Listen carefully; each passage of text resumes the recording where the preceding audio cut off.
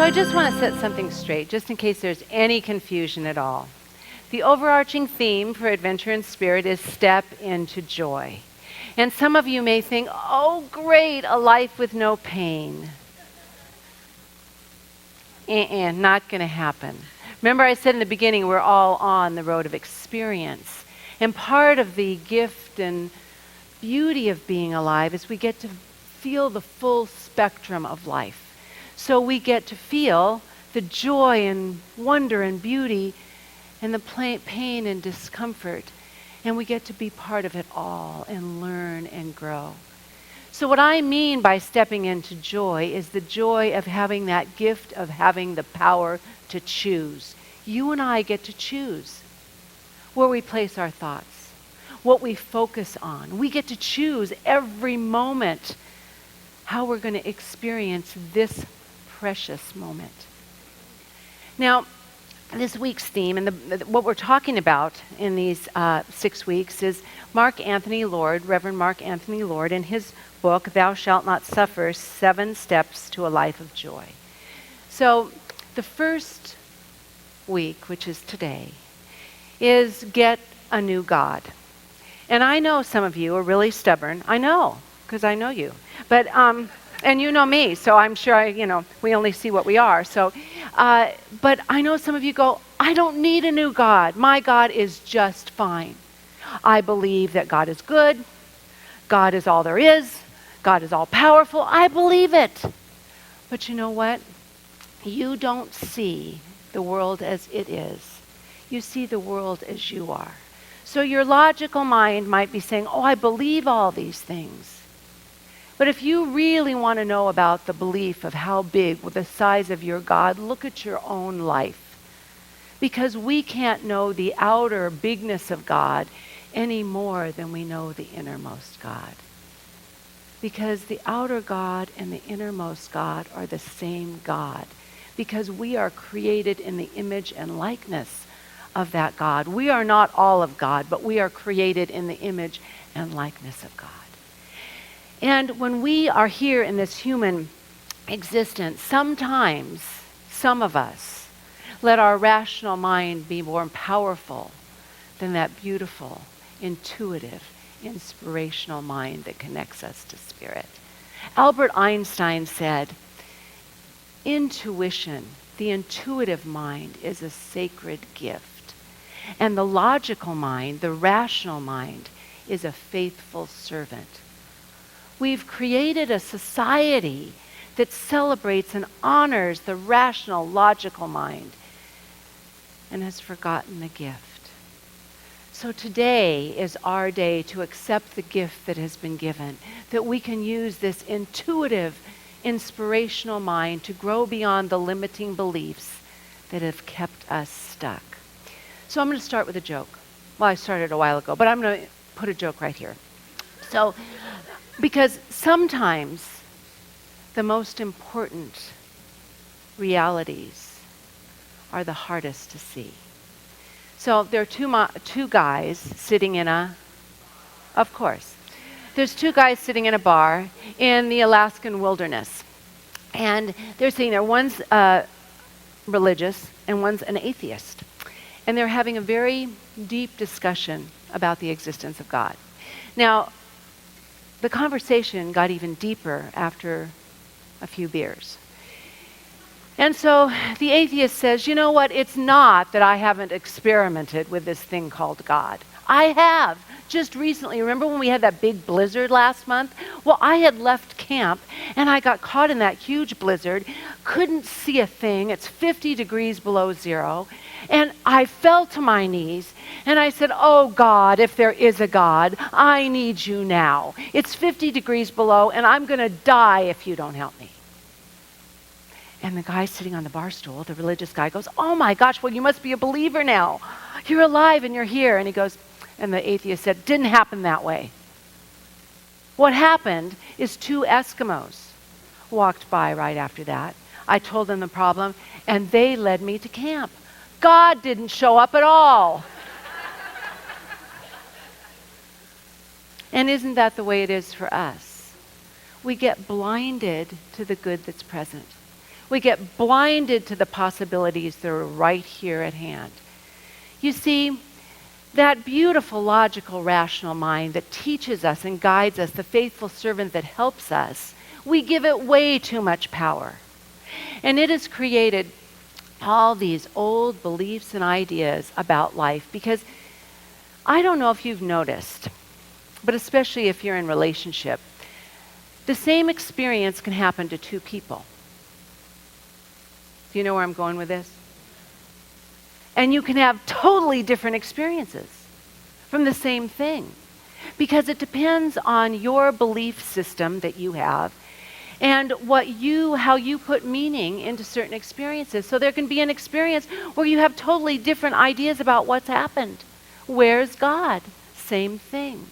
And so you and I can look at our own lives and decide, how am I choosing to experience things in my life? And where do I need a bigger God? Where do I need something more? Mark Anthony Lord equates it to riding a tricycle. And when you're a little kid riding a tricycle, it's got 3 wheels, it's balanced, and it's a great way to learn to ride.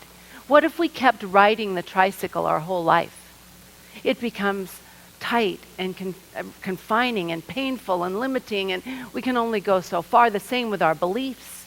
If we hold the same beliefs we did as a kid and don't continue to grow and evolve in our experience, we're limiting the possibilities in our life. Ernest Holmes equates this to a 2-gallon bucket, and he puts it in many of his writings. He said, so many of us carry a 2-gallon bucket to the infinite possibility of life. The infinite possibility, and we fill our 2-gallon pail bucket and we go back home. Now I want you to think about this. If you have a 2-gallon pail of good, how generous are you going to be? How many possibilities are you going to think there are? You're going to think as much as your 2 gallons will hold. And there's an infinite possibility of good that's available. You and I we become like blind prisoners. We don't even know where we're trapped, because our psychological mind, which is part of the collective unconscious, holds all the beliefs of the lifetime, all the beliefs of our lifetime and of the world. And we get caught in some of those old beliefs. And that psychological mind of ours fights with the spiritual conviction we have. Oh, with God all things are possible. And the rational mind's going, oh, only so possible. Well, not for you. And starts putting limits on us. So I'm going to give you a test this morning. You ready for a test? First service, no one raised their hand to tell me what they thought, but that's okay. Forgiveness is part of the new God. So before I give you the test, I want to talk to you. These thoughts that I'm going to share with you are not new. Xenophanes was a Greek philosopher, and he lived from 570 to 475 BC. He was around a long time, and he lived a long, long time ago. And he was a theologian and a poet and a philosopher and a social and religious critic. And he's most notably remembered for his criticism of the way society at his time viewed the divine. They would anthropomorphize God. They would project their humanness onto the divine, and he couldn't understand it. And he wrote a little poem, and I want to share that with you. He said, if cattle and horses and lions had hands, or could paint with their hands and create works as men do, horses like horses and cattle like cattle and lions like lions also would depict the gods' shapes and their bodies of a sort as the form they are themselves. We, as a human race, have anthropomorphized God in so many ways. So I'm going to give you a list of old biblical adjectives or verbs about God. So the Christian and Jewish beliefs about God. These weren't the only words used for God, but there's some of the words. And then I'm going to give you a list of Ernest Holmes' words for God in his 600 and so page textbook. Now remember, Ernest Holmes gathered his view of spirit and God in the world from the mystics of all the religions. He synthesized them. He listened to philosophers and doctors and science. and got his term. So, okay, I'll be over here for the old biblical God. Male, domineering, suspicious, judgmental, punishing, keeps scores, lots and lots of rules, demanding, puritanical, uptight. I don't know if that's in the Bible. I probably got that one, but angry and jealous. Now remember, we can only know God as much as we know about ourselves, so just see if you relate to any of those. You don't have to raise your hand. Okay. Ernest Holmes' God, metaphysical God, androgynous, freedom-loving, trusting, accepting, forgiving, uses natural laws, equal to everyone, plays no favorites, helpful, supportive, joyful, loving, inclusive. Which is more like you? No, you don't need to raise your hand. But which one do you like better? Which fits the God you want to be part of? What do you want to activate in your own life so you can say, oh, that's the God I want to be part of? For many of us, it's time to get a bigger God so we can have a bigger experience in our life. Instead of hypnotizing ourselves with the old, outdated thoughts about God, we need to think new thoughts and use that intuitive mind. But let me tell you something. The only way to empower that intuitive, inspirational mind that can move beyond the confines of the rational, logical world is to make space, to be open, to create time to contemplate, meditate, and to let that chatter of your mind subside and be open to something new. Now, Mark Anthony Lord said, there's one thing you can do to get a new God. Fire the old one. That's kind of rough for me. So I said, why don't we just create a new thought about God? Why don't we let go, get off the tricycle, let go of our old bucket, and think, what do I want more of in my life? Because if we want more expressions, more understanding, more goodness, more love, more light, more generosity, more kindness, then we're going to have to step up to a bigger view of what we see as God. We're going to have to really step into a new idea about ourselves. There was an Indian guru, and his name is Ramana Maharshi, and he said, now I love this, so I need you to think about this. He said, each one thinks of God, each one of us, according to our own degree of advancement. That's the first sentence, and there's two. I'm going to read that one again. Each of us thinks of God according to our own degree of advancement. Worship God with or without form, the God of your own understanding right now. Worship God until you know who you are. Worship God until you know who you are. We are made in the image and likeness of. We all worship something. And what we worship, unless we use it for evil or bad reasons, what we worship is not evil or wrong. But it can keep us limited. And I want you to think for a minute. We worship things as a child. We want toys and we want things, and it's not bad or wrong, but it would keep us limited in that certain age level, that certain level of advancement. If we worship money and things, if we love and honor and put that at the top of our list, it's not bad, but where it's going to end up is we will never have enough. There'll never be enough because that's temporal. Money and things are temporal. We will never have enough. It's okay to want them. It's okay to be part of that flow. But when we worship them at the top of our list, the end result is not joy and fulfillment. If we worship the body and beauty and sexual allure at the top of our list, there will always, and that's not bad, that's a good thing to have in certain levels, but if that's at the top of our list, we will hate getting older. It will be robbing us of who we are instead of stepping into the wisdom that comes with aging. Also, if those things are at the top of your list, there's always going to be part of you that feels not good enough and maybe a little bit ugly. if that's at the top of your list.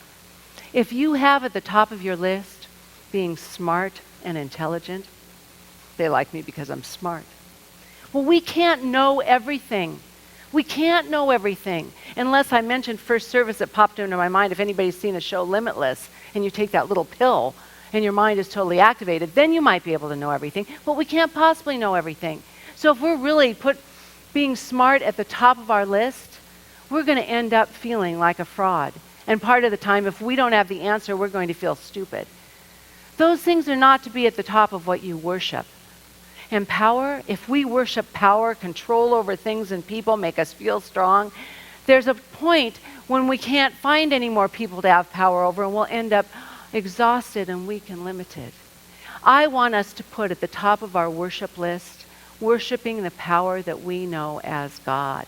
Love, joy, peace, abundance, truth, beauty. Put that up there. Worship what you know God to be in your life and see how everything else falls in place.